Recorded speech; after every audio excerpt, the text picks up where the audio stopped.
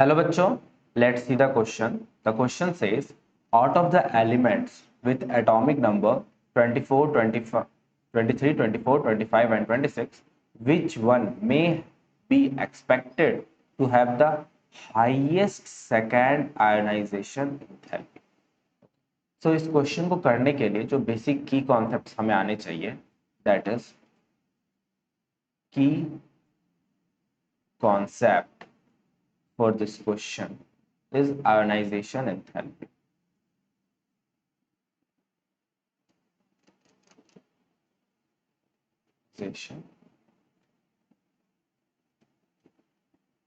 Enthalpy.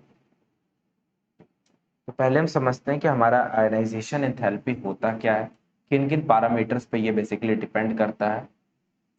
सो ionization enthalpy हमारा basically 3 parameters पे depend करता है. First is atomic radius,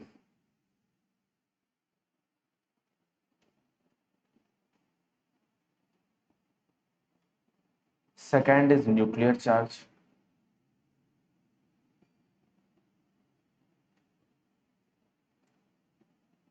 and third is electronic configuration.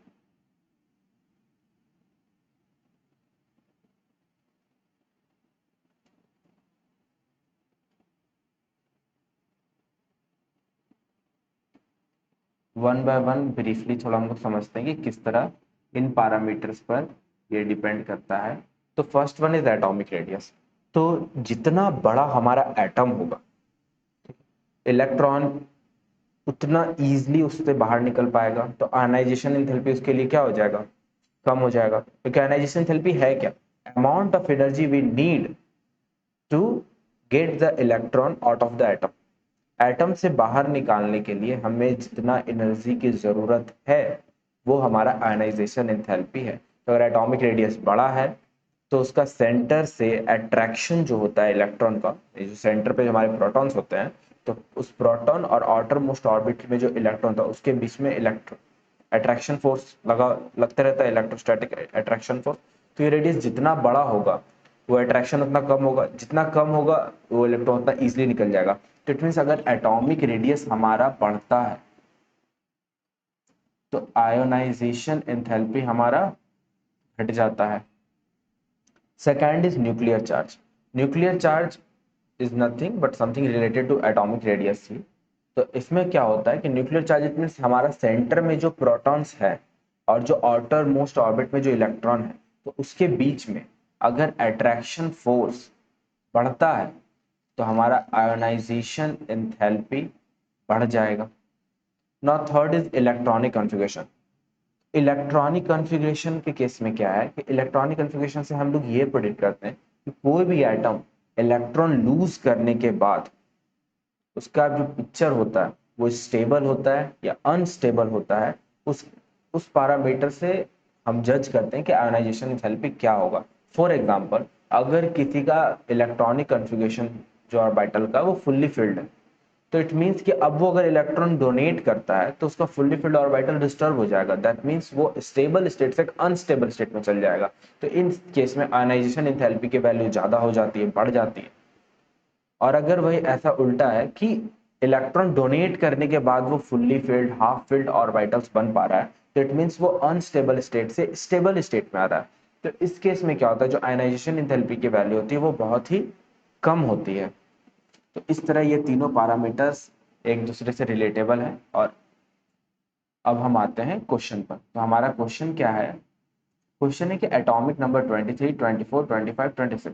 तो विथ एटॉमिक नंबर ही हमें पता चल पा रहा है. पहले इसका इलेक्ट्रॉनिक कॉन्फ़िगरेशन लिख लेते हैं हम लोग. वैसे एक चीज हमें क्लियरली मेंशन हो पा रहा है कि ये सारे के सारे डी ब्लॉक एलिमेंट्स हैं. तो डी ब्लॉक एलिमेंट्स में खास बात क्या होता है कि उनका जो एटॉमिक रेडियस होता है और न्यूक्लियर चार्ज होता है वो ऑलमोस्ट सेम होता है.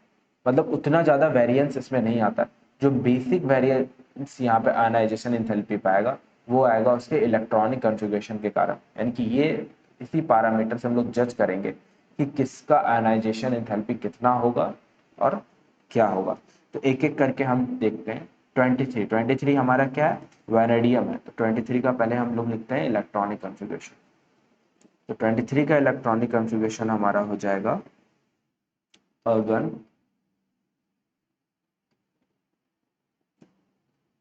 3d3 4s2।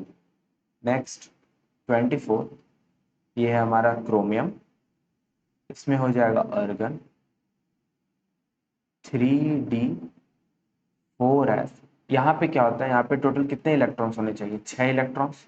तो इसमें क्या होता है कि 3d4 जो है वो थोड़ा अनस्टेबल होता है, मतलब उतना स्टेबल नहीं होता। बट वही अगर एक इलेक्ट्रॉन 4s से हम इसमें ट्रांसफर कर देते हैं और इसको 3d5 बना देते हैं और इसको 4s1 बना देते हैं, तो दोनों हाफ फिल्ड होने के कारण स्टेबल हो जाता है। तो क्रोमियम का जो इलेक्ट्रॉनिक कन्फिग्रेशन होता है तो उसमें थोड़ा सा चेंज होता है, तो ये चेंज हमें थोड़ा याद भी रखना होता है।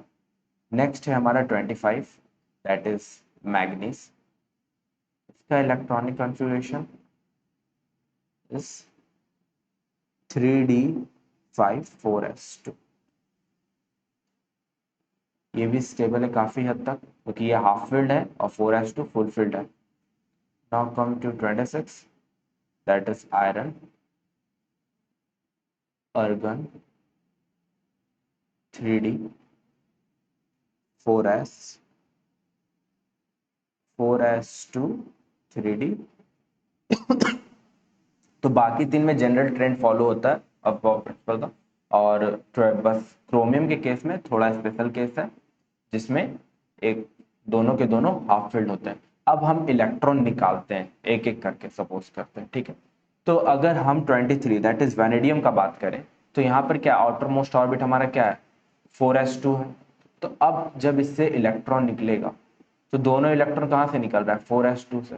तो इसके पहले और दूसरे में कोई ज्यादा का अंतर नहीं आएगा क्योंकि दोनों लास्ट ऑर्बिट में है।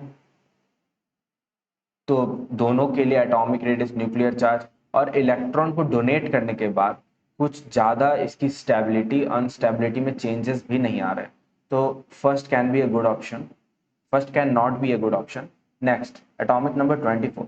तो 24 के केस में हमारा क्या हो रहा है, दोनों हाफ फील्ड है तो 4s1 तो बहुत इजीली इलेक्ट्रॉन डोनेट कर देगा।